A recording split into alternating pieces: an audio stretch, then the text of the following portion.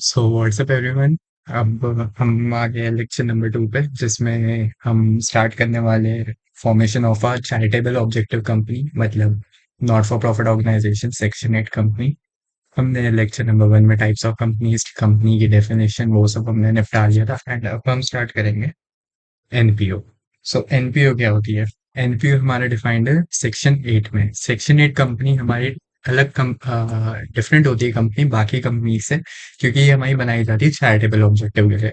Charitable objective जैसे commerce हो गया, आर्ट हो गया, साइंस, इन सबको प्रमोट करने के लिए, religion, social welfare, charity, environment protection, इन सब के लिए हमारी सेक्शन 8 कंपनी बनाई जाती है, जिसे हम एनपीओ भी कहते हैं, नॉट फॉर प्रॉफिट ऑर्गेनाइजेशन भी कहते हैं। तो ये हमारा कोई भी प्रॉफिट अर्न करने के मोटिव से नहीं होता, बस ये हमारा ऑब्जेक्टिव प्रमोट करने के लिए होता है। इस कंपनी में, सिर्फ इसी कंपनी में एक प्रोहिबिशन होती है कि वो अपने मेंबर्स को डिविडेंड नहीं दे सकते। ये एक इसमें प्रोहिबिशन आ जाती है। इनको अपने नाम में ना लिमिटेड ना प्राइवेट लिमिटेड लगाने की जरूरत होती है, क्योंकि ऑब्जेक्टिव इनका पता ही होता है कि नॉट फॉर प्रॉफिट के लिए। तो इनको अपने नाम में लिमिटेड, प्राइवेट लिमिटेड लगाने की जरूरत नहीं होती। और बाकी रजिस्ट्रार वहीं का होगा जहाँ की स्टेट में ये बिलोंग करते हैं। एंड इन्हीं इसी सेक्शन के अंडर सारे एक्शन किए जाते हैं जो सेक्शन 8 में दिए होते हैं नॉट फॉर प्रॉफिट ऑर्गेनाइजेशन के लिए। बाकी इनके ऊपर जो भी प्रिविलेजेस एंजॉय ये लोग करते हैं एंड ऑब्लिगेशन जो होती है, वो एक लिमिटेड कंपनी की तरह ही होती है, चाहे वो पब्लिक लिमिटेड हो चाहे प्राइवेट लिमिटेड हो। ये दोनों तरह की, प्राइवेट पब्लिक दोनों हो सकती है, बट इनका ऑब्जेक्टिव चैरिटेबल होता है, दैट्स वाई इन्हें नॉट फॉर प्रॉफिट ऑर्गेनाइजेशन या सेक्शन 8 कंपनी कहते हैं। बाकी ये जो प्रिविलेज ऑब्लिगेशन होती है वो इनकी सिमिलर ही रहती है। बाकी इनका लाइसेंस रिवोक भी हो सकता है अगर ये लोग कोई भी फ्रॉड का केस हो इन पे, कोई भी अपना ऑब्जेक्टिव ये लोग वैलिड कर रहे हो, रिक्वायरमेंट्स नहीं मीट कर पा रहे हो, या कोई भी कंडीशन ऐसी हो जो सेक्शन 8 में दी हो, अगर वो मीट नहीं करते तो दैट मीन्स इनका जो लाइसेंस है वो रिवोक किया जा सकता है। और अगर पब्लिक इंटरेस्ट में इनका काम नहीं है, दैट मीन्स ये नॉट फॉर प्रॉफिट ऑर्गेनाइजेशन है ही नहीं। ठीक है। तो इस केस में इनका लाइसेंस रिवोक कर दिया जाता है। एंड इसमें भी दो केस बनते हैं। लाइसेंस रिवोक होने के बाद दो चीज हो सकती है, या तो कोई अगर सिमिलर ऑब्जेक्टिव की एनपी होगी तो उसके साथ अमेलगमेशन हो जाता है। अमेलगमेशन मतलब दो कंपनीज का मर्जर, दो कंपनी के एसेट लायबिलिटी सारा मर्ज करके एक नई कंपनी बना देते हैं। एंड वो नई कंपनी होती है, उसमें इनका कोई हिस्सा ही नहीं रहता बेसिकली, क्योंकि लाइसेंस इनका रिवोक हो चुका है। तो अमेलगमेशन हो जाता है इनका दूसरी कंपनी के साथ। ठीक है। दूसरे केस में बाउंड अप, सीधे स्ट्रेट अप कंपनी बंद कर दी जाती है, क्योंकि ऑब्जेक्टिव इनका जो था वो उन्होंने पूरा नहीं किया एंड पब्लिक इंटरेस्ट के अगेंस्ट चले गए। कि ये केस बनता है। बाकी इसमें जो भी पनिशमेंट्स दी जाती है उसमें कंपनी जो है उनको लेस देन 10 लाख और मैक्सिमम 1 करोड़ तक की पनिशमेंट दी जाती है।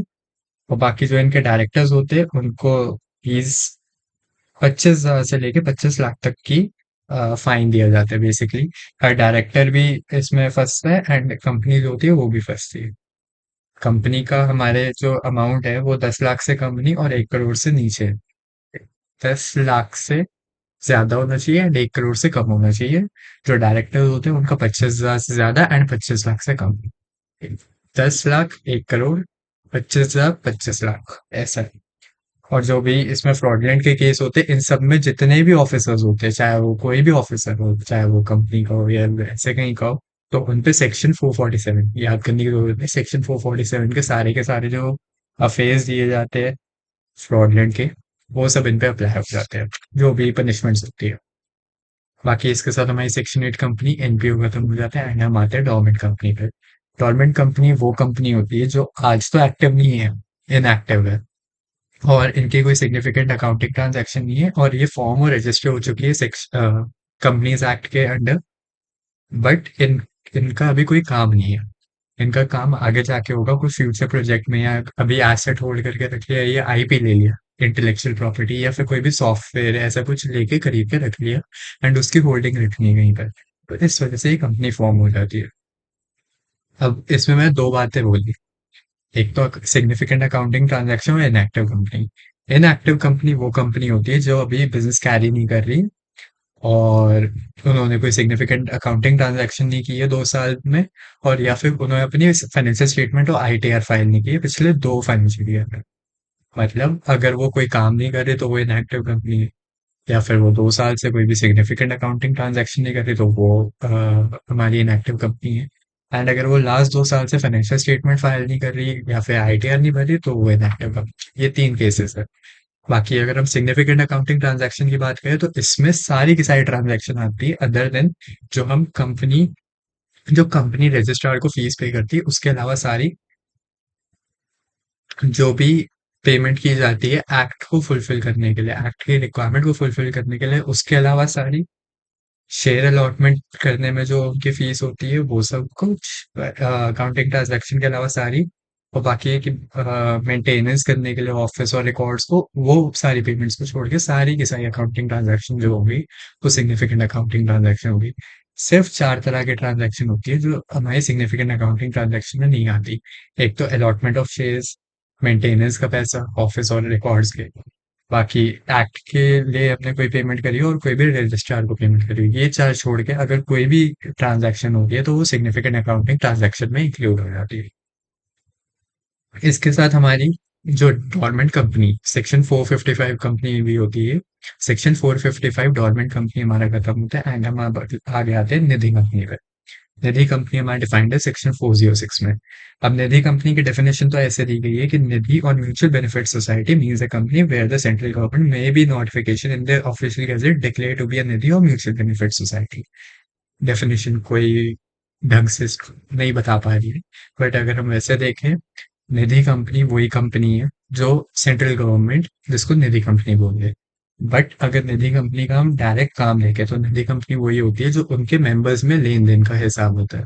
बेसिकली कहीं से लेंड करके आगे बोरो कर देना, बोरो करके आगे लेंड कर देना, बेसिकली कहीं से पैसा लिया, किसी मेंबर से पैसा लिया एंड आगे दे दिया, ये निधि कंपनी का काम होता है।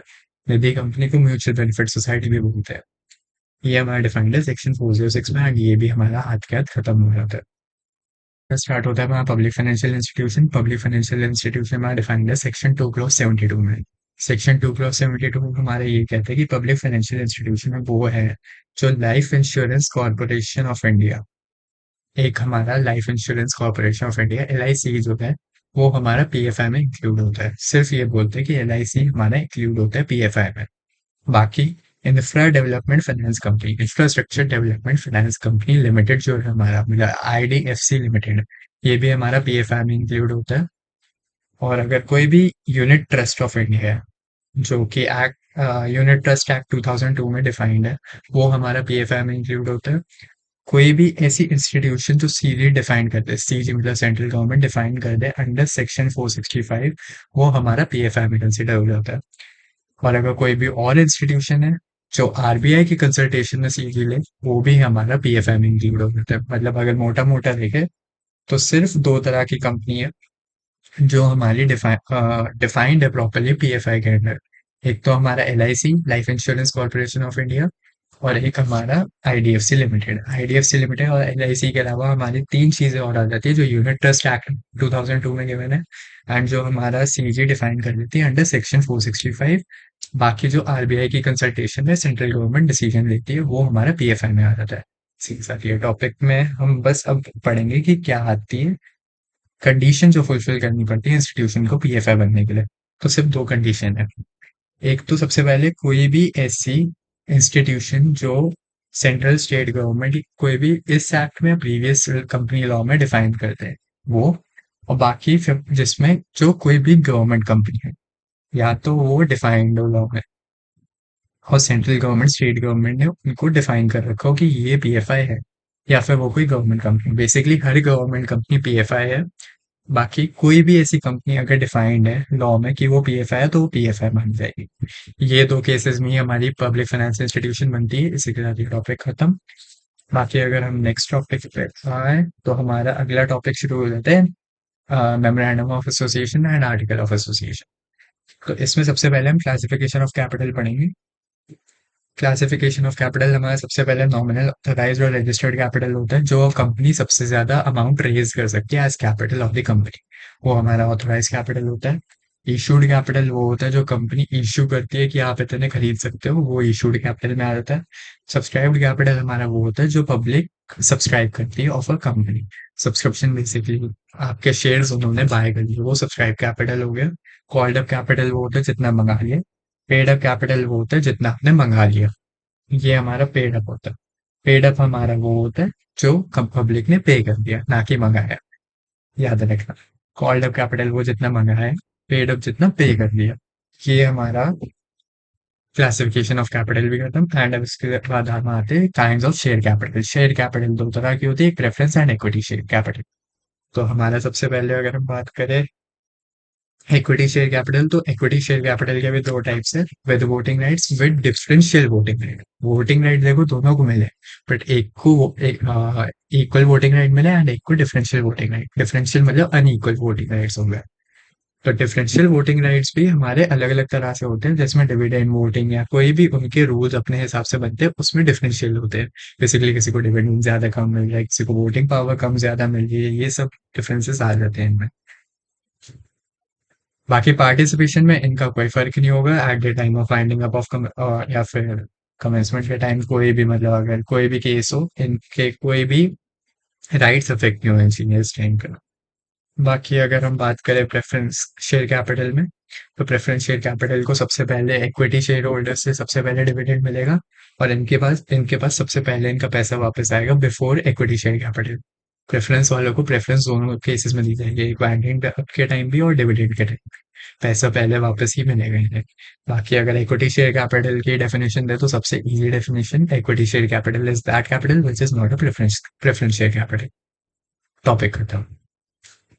बाकी अगर हम शेयर्स और डिबेंचर्स के नेचर की बात करें, तो शेयर डिबेंचर वो प्रॉपर्टी है जो मूव हो सकती है। Basically shall be a movable property transferable in the manner provided by the articles of the company। Basically article of association में जैसी डिफिनेशन होगी, जैसे पब्लिक और प्राइवेट के अलग अलग आर्टिकल्स होते हैं, उसमें जैसे दिया जाएगा उस बेसिस पे मूवेबल ट्रांसफर हो सके, वो हमारे शेयर डिबेंचर दोनों होते हैं। बाकी numbering of shares, her share को एक अलग अलग नंबर दिया जाता है। वैसे अब तो इलेक्ट्रॉनिक मीडियम है, तो इलेक्ट्रॉनिक मीडियम में अगर डिपॉजिटरी सिस्टम होता है, रिकॉर्ड्स ऑफ डिपॉजिटरी, उनमें नाम दिया जाता है होल्डर को, ना कि नंबर।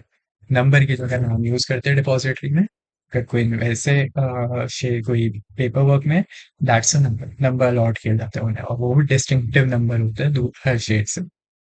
बात करेंगे वोटिंग राइट्स की, तो वोटिंग राइट्स भी हमारे डिफरेंट शेयर टाइप के अलग अलग वोटिंग राइट्स होते हैं। अच्छा, हम इक्विटी शेयर्स की बात करें, तो इक्विटी शेयर में हर एक इंडिविजुअल, हर एक मेंबर को राइट होता है वोट देने का, जैसा भी केस हो, चाहे डिफरेंशियल हो चाहे उनकी इक्वल वोटिंग राइट्स हो, हर मेंबर को राइट तो होगा वोट करने का।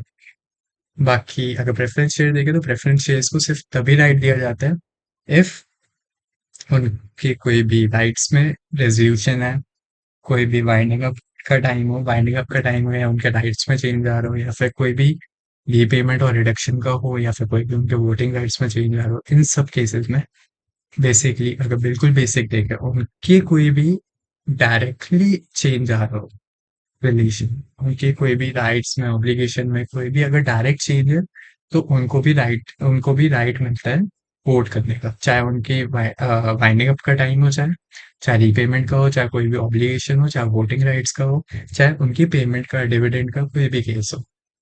इन सब केसेस में उनका वोट लेना भी जरूरी होता है in the proportion of their share. बाकी अगर हम इसमें देखें, तो हम इसमें वोटिंग राइट उनको देना पड़ता है इफ 2 साल या 2 साल से ज्यादा उनको डिविडेंड ना दिया जाए। उनका वोट लिया जाएगा अगर उन्हें 2 या 2 से ज्यादा साल से डिविडेंड नहीं दिया जा रहा है। तो प्रेफरेंस शेयर वालों को भी राइट दिया जाता है in all the case scenarios of the company.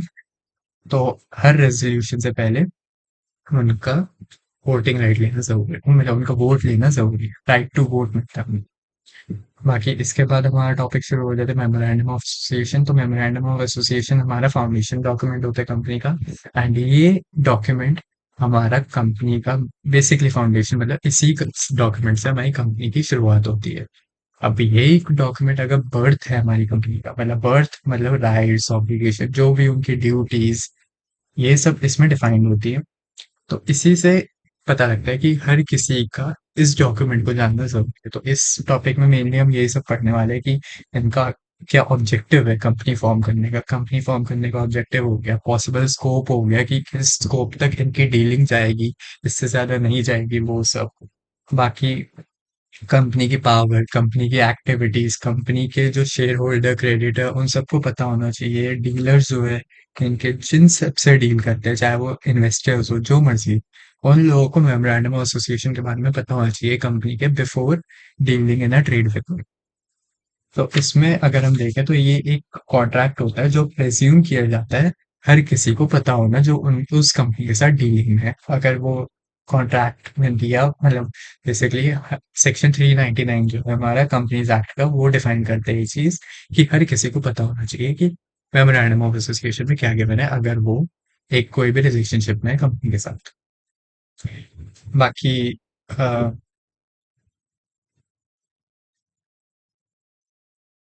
बाकी इसमें से एक ये चीज होती है कि मेमोरेंडम ऑफ एसोसिएशन जो है हमारा, उसके अगेंस्ट कंपनी जा नहीं सकती। एक हमारा अल्ट्रा वायरस करके हमारा एक डॉक्ट्रिन होती है, डॉक्ट्रिन ऑफ अल्ट्रा वायरस। वो डॉक्ट्रिन हमारी यही चीज बोलती है कि कंपनी अपने मेमोरेंडम ऑफ एसोसिएशन के अगेंस्ट जाके अपनी पावर्स के बियॉन्ड नहीं जा सकती, एंड अगर जाती है तो वो वॉइड है। वॉइड मतलब वैलिड नहीं माना जाएगा। वो कॉन्ट्रैक्ट जो है वो वहीं फिनिश कर दिया जाएगा, जो भी चीज़ उससे पहले प्लेस की गई है सब इनवैलिड है। तो ये वॉइड माना जाता है हमारा कॉन्ट्रैक्ट, अगर कोई भी पावर्स के अगेंस्ट जाके किया जाए तो। बाकी इसमें हमारे टेबल दी हुई होती है शेड्यूल 1 में, सेक्शन 4 में। सेक्शन 4 ऑफ कंपनी एक्ट 2013 हमारा चार पांच तरह के टेबल देता है शेड्यूल 1 में। शेड्यूल 1 में पांच तरह की हमारे टेबल दी जाती है, जिसमें टेबल ए हमारी तब बनती है एमओए की जब वो लिमिटेड बाय शेयर्स हो। जैसे हमने टाइप्स ऑफ शेयर्स पढ़े थे कि टाइप्स ऑफ कंपनी में कितने तरह की लिमिट लायबिलिटी होती है। बेसिकली लिमिटेड लायबिलिटी तो होती है कंपनी, बट किस तरीके की लायबिलिटी होती है, तो किस तरीके की लायबिलिटी होती है वो हमारे टेबल में काम आता है कि टेबल कौन सी बनेगी कंपनी के मेमोरेंडम एसोसिएशन। बेसिकली फॉर्मेट जो है हमारे एमओए का, वो टेबल्स में गिवन होता है। पांच तरह की टेबल जो शेड्यूल 1 में, जो हमारा सेक्शन 4 में कंपनीज एक्ट 2013 के। तो अगर मैं टेबल्स की बात करूं तो टेबल ए हमारा सबसे पहले डिफाइन करता है MOA of company limited by share. Shares की लायबिलिटी तक कौन सी कंपनी का मेमोरेंडम इस फॉर्मेट में बनेगा, बेसिकली वही चीज। टेबल बी जो है हमारा, वो लिमिटेड बाय गारंटी के लिए होती है, जिसमें कोई शेयर कैपिटल नहीं होती। बेसिकली कहीं से एक्सटर्नल फंड उठा लिए, वो सब केसेस में कौन सी टेबल के थ्रू हमारा बनेगा memorandum of association.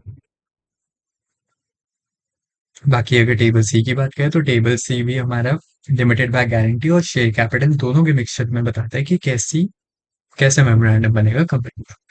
Table D हमारा अनलिमिटेड कंपनी का वो बताता है एमओए, और टेबल ई जो होता है वो unlimited company with share capital बताता है हमारा एमओए कैसे फॉर्म है। ठीक है।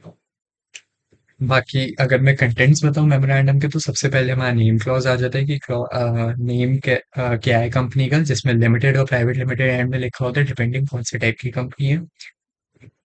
और ओपीसी जो होता है, ओपीसी में लिमिटेड लिखने की जरूरत नहीं होती, बट ओपीसी में 1% कंपनी लिखा होना जरूरी होता है नाम के नीचे। नाम के नीचे 1% कंपनी लिखा होना जरूरी है। बाकी स्टेट क्लॉज होता है जो registration office, basically state clause नहीं, रजिस्टर्ड ऑफिस क्लॉज होता है अगर हम देखें तो। रजिस्टर्ड ऑफिस क्लॉज हमारा डिफाइन करता है कि किस स्टेट में ऑफिस है इनका। ऑब्जेक्टिव क्लॉज होता है कि क्या ऑब्जेक्टिव है कंपनी का। लायबिलिटी, लायबिलिटी कितने एक्सटेंट तक है कंपनी की, लिमिटेड या अनलिमिटेड, जिसमें limited by share, limited by guarantee, वो सब चलता रहता है। एसेट्स जो उनके होने चाहिए कंपनी के at a time of finding, cost, charges, expenses, सब कुछ उसमें लिखा होता है। कैपिटल क्लॉज हमारे कैपिटल फिक्स करता है कि कितनी कैपिटल फिक्स की जा रही है, ऑथोराइज शेयर कैपिटल, वो सब जो होता है हमारा, वो ये सब कैपिटल क्लॉज में दिया जाता है। फिर हमारा आ जाता है एसोसिएशन क्लॉज। एसोसिएशन मतलब, so every subscriber to the memorandum shall take at least one share and shall write against his name the number of shares taken by him. Basically जो फर्स्ट सब्सक्राइबर्स होते हैं हमारी company के, उनको share hold करने पड़ते हैं। कोई भी किसी का भी नाम अगर मेमोरेंडम में नाम लिख भी दिया, चाहे वो प्रमोटर हो, चाहे प्रमोटर पे आएंगे, बट कोई भी हो, किसी का नाम मेमोरेंडम में है, दैट मीन्स उसको कुछ ना कुछ होल्डिंग लेनी पड़ेगी कंपनी की। That is an association clause. इन्हें हम कंपनी का फर्स्ट सब्सक्राइबर भी कहते हैं। एंड एसोसिएशन क्लॉज में यही बताता है कि किसी का भी नाम अगर मेमोरेंडम में है, दैट मीन्स उन्हें शेयर होल्ड करने पड़ेंगे।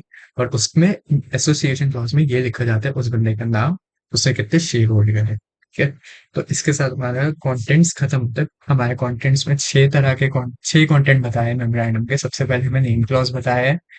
नेम क्लॉज हमारी कंपनी का नाम क्या होगा, लिमिटेड और प्राइवेट लिमिटेड, और 1% कंपनी लिखा होगा नाम में। रजिस्टर्ड ऑफिस क्लॉज की उनका ऑफिस कहाँ सिचुएटेड है। ऑब्जेक्टिव क्लॉज, ऑब्जेक्टिव क्या है। लायबिलिटी क्लॉज, लायबिलिटी कैसी है। कैपिटल क्लॉज, कितनी कैपिटल कंपनी की हो सकती है। एंड एसोसिएशन क्लॉज, एसोसिएशन वही की एसोसिएशन क्या है कंपनी की, किस तरह से उनका रिलेशनशिप है कंपनी के साथ, नाम और कितनी शेयर होल्डिंग। बाकी अगर मेमोरेंडम ऑफ एसोसिएशन की और बात करें तो मेमोरेंडम ऑफ एसोसिएशन हमारा ढंग से प्रिंट होना चाहिए, डिवाइड होना चाहिए पर्टिकुलर पैराग्राफ्स में, नंबर ढंग से होना चाहिए, और सिग्नेचर होना चाहिए एटलीस्ट 7% के पब्लिक कंपनी में, 2 in private company and 1 in 1% company. बाकी एक विटनेस होना चाहिए जिसके भी हम सिग्नेचर्स, सारे पर्टिकुलर, सारे एड्रेस, डिस्क्रिप्शन, ऑक्यूपेशन सब कुछ लेंगे, जो वहां पे प्रेजेंस शो करेगा अपनी विटनेस की तरह। बाकी एमओए कुछ भी ऐसा नहीं लिख सकता, एमओए में ऐसा कुछ भी नहीं लिखा जा सकता जैसे जो चीज कंपनीज एक्ट के अगेंस्ट हो। एमओए और कंपनीज एक्ट को हैंड इन हैंड भी चलना पड़ेगा, चाहे जो भी बात हो। कुछ भी ऐसा उल्टा सीधा नहीं होता जो कंपनीज एक्ट को अवॉइड करे, बेसिकली इलीगल नहीं हो सकता अगर सीधा सीधा बोले तो। इसके साथ एमओए खत्म। Doctrine of ultra vires, doctrine of ultra vires हमारा एक डॉक्ट्रिन है, बेसिकली एजम्पशन दी जाती है लॉ में कि ऐसा कुछ है। लॉ में इम्प्लाइड चीज जो कंपनी को फॉलो करनी ही करनी पड़ेगी। तो एक डॉक्ट्रिन ऑफ अल्ट्रावायरस है हमारा इम्प्लाइड लॉ कि कंपनी की जो पावर्स है वो उनके बियॉन्ड नहीं जा सकते। कंपनी की पावर्स उनके एमओए में दी जाती है, एंड एमओए के अगर वो अगेंस्ट जा रहे हैं वो चीज टोटली वॉइड है। बेसिकली अगर उनकी कोई भी पावर है, रिस्पॉन्सिबिलिटी, ऑब्लिगेशन है, उनसे अगर वो एक्सटेंड जाके काम करते हैं तो वो चीज़ वॉइड मानी जाती है, एंड उसके लिए कोई भी उन्हें सू नहीं कर सकता, ना ही वो सू हो सकते हैं। बेसिकली कोई उनके ऑब्लिगेशन नहीं, कोई उन पे केस नहीं कर सकता, कोई ना ही वो किसी पे केस कर पाएंगे अगर वो उनके उसके अगेंस्ट आते हैं तो। बाकी चाहे वो कुछ भी अप्रूव कर दे उस चीज को कि वो चीज ठीक है, जो मर्जी है, सारे शेयर होल्डर भी अगर मिल जाए तब भी वो रेटिफाई नहीं हो सकती। रेटिफाई मतलब अप्रूव नहीं हो सकती, वो चीज़ तब भी वॉइड रहेगी। आपने जो पब्लिक डॉक्यूमेंट इश्यू की है वो पब्लिक डॉक्यूमेंट मतलब सबको पता है। अगर आप सिर्फ शेयर होल्डर्स मिलके अगर उस डॉक्यूमेंट को रेटिफाई कर भी लेते हो तब भी पब्लिक तो उसको एक्सेप्ट नहीं करती, तो क्या फायदा। दैट्स वाई वो चीज़ रेटिफाई हो ही नहीं सकती एंड वो चीज़ वॉइड ही मानी जाती है। एमओए हमारा एक पब्लिक डॉक्यूमेंट है जो सबको पता है, जो भी डीलिंग कर रहा है, दैट्स वाई इस चीज़ को टोटली वॉइड माना जाता है जो वो अपनी पावर्स के अगेंस्ट आके काम करते हैं। इसी के साथ हमारा डॉक्ट्रिन एक खत्म हो जाता है एंड हम आ जाते हैं एओए, आर्टिकल ऑफ एसोसिएशन पे। Article of association basically rules and regulations में डील करता है, जो हमारे इंटरनल अफेयर्स की जो चीजें होती है उसमें डीलिंग करता है, एंड ये हमारा एमओए के साथ सब्सिडियरी रिलेशनशिप डील करता है। एमओए एओए साथ साथ ही चलते हैं जनरली इन कंपनी, और इसमें हमारे रेगुलेशंस दी जाती है जो सेक्शन 5 में डिफाइंड है कंपनीज एक्ट के। रेगुलेशन दी जाती है, मैटर्स जो होते हैं वो सब उनमें लिखे जाते हैं कि क्या क्या मैटर्स है कंपनी के अंदर के। एंट्रेंचमेंट दी जाती है कि अगर कोई भी चेंज लाया जा रहा है, और कोई भी स्पेशल रेजोल्यूशन होता है। बेसिकली स्पेशल रेजोल्यूशन वो होता है कि 75% ऑफ दी कंपनी के बोर्ड मेंबर्स या फिर कंपनी के जो मेंबर्स है, ओनर्स है, उनकी 75% के उसमें हाँ बोलना जरूरी होता है उसको एक्सेप्ट करने के लिए।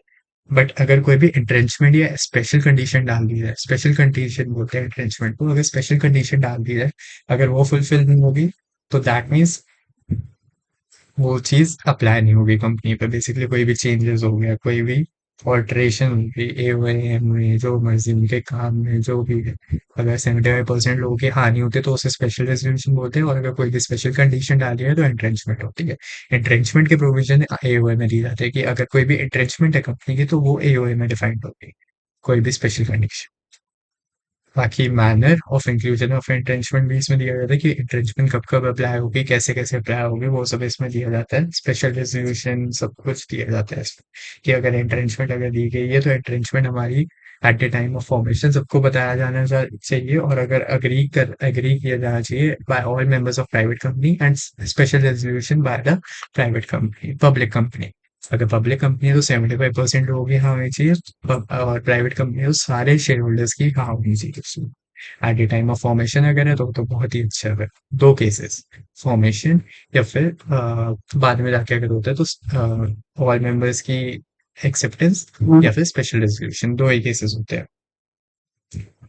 बाकी एंट्रेंसमेंट का प्रोविजन आरओसी को पता होना चाहिए। रजिस्ट्रार को अगर एंट्रेंसमेंट का प्रोविजन के बारे में नहीं पता तो वो भी एक्सेप्ट, वो भी चीज हमारी आर्टिकल में दी जाती है कि कौन से आरओसी को पता है।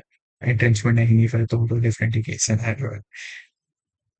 बाकी इसकी टेबल जो होती है वो हमारी FGHIJ में होती है। इसके भी 5 टेबल्स है, FGHIJ। ये भी Schedule 1 में है और ये भी कंपनी एक्ट 2013 में है। बाकी इसके बाद आर्टिकल ऑफ एसोसिएशन खत्म। अब हम आते हैं नेक्स्ट टॉपिक में। अगला टॉपिक है हमारा doctrine of constructive notice. Basically ये डॉक्ट्रिन या फिर हमारी प्रिजम्पशन में ये हमें बताया जाता है कि कोई भी चीज एमओए एओए में अगर लिखी हुई है दैट इज इम्प्लाइड।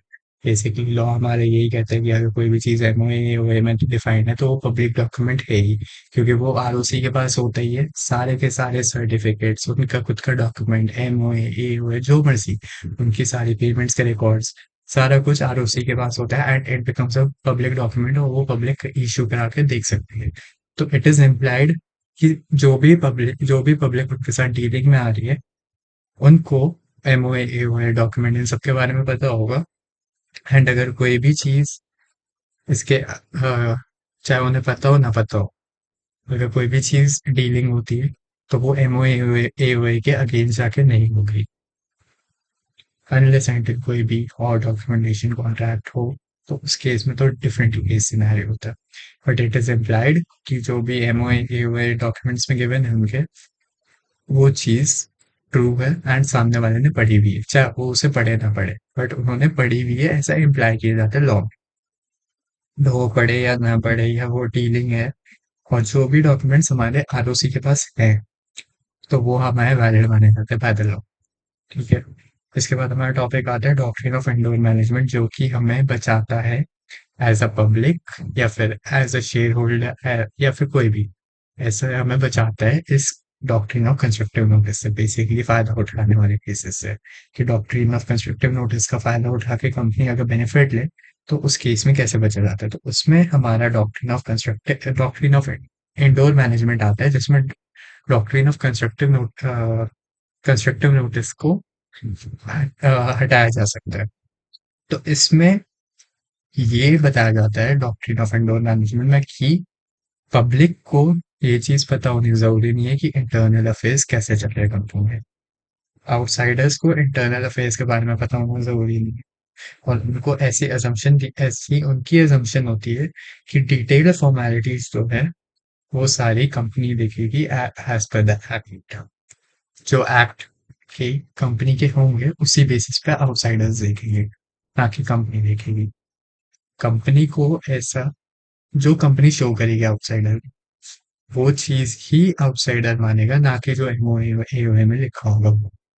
क्योंकि इंडोर मैनेजमेंट के बारे में या अंदर के जो अफेयर्स है वो बाहर वाले को कैसे पता होगा, चाहे एमओए एओए में जो भी लिखा हो, अंदर कैसा काम चल रहा है वो तो उन्हें पता ही नहीं। तो जो भी लिखा हो, आउटसाइडर उसी चीज पे बिलीव करेगा जो कर्म होंगे कंपनी के। बाकी इसकी कुछ एक्सेप्शन है कि अगर कोई भी आउटसाइडर को नॉलेज हो या फिर कोई भी कंस्ट्रक्टिव नॉलेज हो या जो मर्जी उन्हें आइडिया हो इस चीज का कि इरेगुलरिटी है कोई भी काम में उनके डॉक्यूमेंटेशन से, तो दैट मीन्स उस केस में एक्सेप्शन आ जाती है इंडोर मैनेजमेंट की, एंड जो चीज कंपनी की होगी वही फॉलो की जाएगी। या फिर उन्हें कोई सस्पिशन कि ऐसा हो सकता है, अगर उन्हें ऐसा डाउट भी है तो इंक्वायरी हो सकती है इस चीज पे, ना कि सीधा का सीधा ये लोग केस हो सकता है कि ऐसा कुछ तो बात ही नहीं हुई कॉन्ट्रैक्ट में। बाकी फॉर्जरी कोई भी तरह का फ्रॉड हो, अगर फ्रॉड है दैट मीन्स वो तो वैसे ही वॉइड है। तो वॉइड वो केस वॉइड माना जाता है and that means transaction affect हो जाती है उससे। एंड इसी के साथ हमारा इंडोर मैनेजमेंट टॉपिक भी खत्म होता है एंड हमारी एक लास्ट डॉक्ट्रिन बच जाती है। उसका नाम हमारा डॉक्ट्रिन का है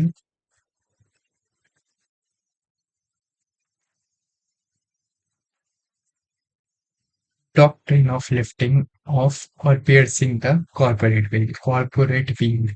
सेपरेट लीगल एंटिटी जो होती थी उसे कॉर्पोरेट व्हील कहा जाता है। एंड अगर एक डॉक्ट्रिन ये बना कि doctrine of lifting of corporate wheel, मतलब कहाँ पे सेपरेट लीगल एंटिटी को हटा दिया जाता है। मतलब सेपरेट लीगल एंटिटी तो है कंपनी में, बट ऐसी एक डॉक्ट्रिन भी बनी है जिसमें सेपरेट लीगल एंटिटी को मैनेज कर दिया जाता है या हटा दिया जाता है।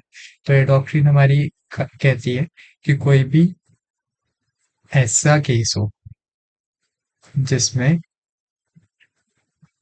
फ्रॉडलेंट हो, डिसऑनेस्टी हो, या फिर लेजिटिमेट बिजनेस पर्पस ना हो, उस केस में कॉर्पोरेट व्हील को हटा दिया जाता है। अब इसमें क्या होता है, हमारे सेपरेट लीगल एंटिटी को हटा दिया जाता है। इसमें अगर कोई भी शेयर होल्डर अपने बेनिफिट के लिए या कुछ भी बोर्ड ऑफ डायरेक्टर काम करते हैं, उस केस में कॉर्पोरेट व्हील हटा दी जाती है एंड लायबिलिटी अनलिमिटेड कर दी जाती है। बेसिकली उनके खुद के पर्सनल एसेट भी दांव पे आ जाते हैं। तो ये हमारा तब तब अप्लाई होता है जब जब कोर्ट ऐसा देखे कि कोई भी फ्रॉड हो, इम्प्रॉपर कंडक्ट हो कंपनी का, उस केस में हमारा doctrine of doctrine of lifting of corporate wheel लगा दिया जाता है। कैरेक्टर ऑफ द कंपनी को डिटरमाइन करने का, चाहे वो को एनिमी या फ्रेंड हो, इस केस में भी हमारा कॉर्पोरेट व्हील लिफ्ट ऑफ कर दिया जाता है। रेवेन्यू या टैक्स बचाने के लिए अगर कुछ भी काम किया जा रहा है तो उस केस में भी कॉर्पोरेट व्हील को हटा दिया जाता है। टैक्स चोरी, लीगल ऑब्लिगेशन को अवॉइड करने के लिए भी कॉर्पोरेट व्हील को लिफ्ट ऑफ कर दिया जाता है। And formation of subsidiary to act as agent, basically subsidiaries के थ्रू एजेंट रिलेशनशिप बनाने की अगर कोशिश की जाए उसमें भी कॉर्पोरेट व्हील को लिफ्ट ऑफ कर दिया जाता है एंड लायबिलिटी अनलिमिटेड हो जाती है, जो भी मेंबर्स बोर्ड मेंबर्स है या ओनर्स है कंपनी के, उस केस में। इसी के साथ doctrine of lifting of and piercing of the corporate wheel खत्म। चैप्टर ऑलमोस्ट खत्म है, बस एक इनकॉर्पोरेशन टॉपिक बचा है। इनकॉर्पोरेशन टॉपिक ना ज्यादा बड़ा है नहीं, 20 मिनट 10 मिनट में हमारा वो टॉपिक भी खत्म हो गया। बट नेक्स्ट रिकॉर्डिंग चैप्टर खत्म होने वाला है। And thank you so much.